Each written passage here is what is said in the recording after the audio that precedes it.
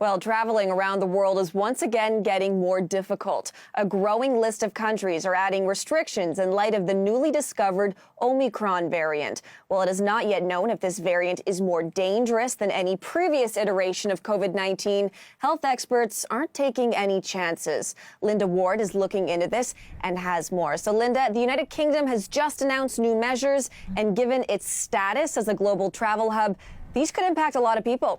Yeah, these are things that travelers are going to want to pay attention to. The British Prime Minister just last hour announcing mandatory PCR tests for anyone entering the United Kingdom, and those travelers will have to self-isolate until they get a negative result. Will also require all contacts of anyone who tests positive for this new variant to self-isolate for 10 days, and they're ramping up the use of face masks in the UK, tightening up the rules in places like shops and on public transportation. Earlier today, the government announcing 2 cases of the Omicron variant in the UK related to travel in southern Africa. So they added 4 more countries to the red list, those lists of restricted countries, and Prime Minister Boris Johnson held a news conference in explaining just why these restrictions are necessary. First, we need to slow down the seeding of this variant in our country. We need to buy time for our scientists to understand exactly what we're dealing with, and for us to get more people vaccinated, and above all, to get more people boosted.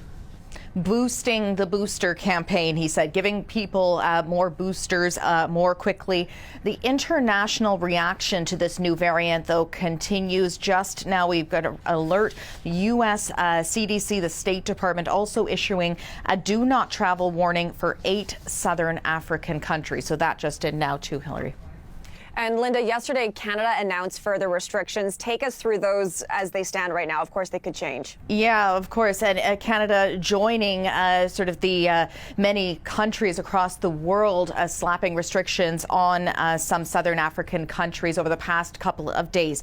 So foreign nationals coming from the southern African region, the rules pretty simple. You just can't come into Canada. That includes 7 countries we're showing you here on this map.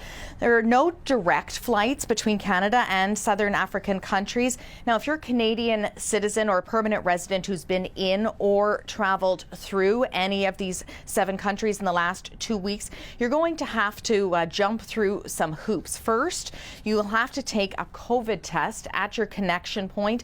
Second, when you enter Canada, then you have to take another COVID test. And last, you have to quarantine at a hotel until that test comes back negative. Then you'll be allowed to go home and finish your 14-day quarantine at home. Also, anyone who has traveled in the last 14 days from any of these countries now being told to quarantine, get a COVID test. The government estimates that's about 700 people so far. The variant has not been detected here in Canada, but experts say, that doesn't mean that it's not here, especially when we are seeing cases being confirmed all over the world. So this list of restrictions and restricted countries is very likely to expand here in Canada as well, Hillary.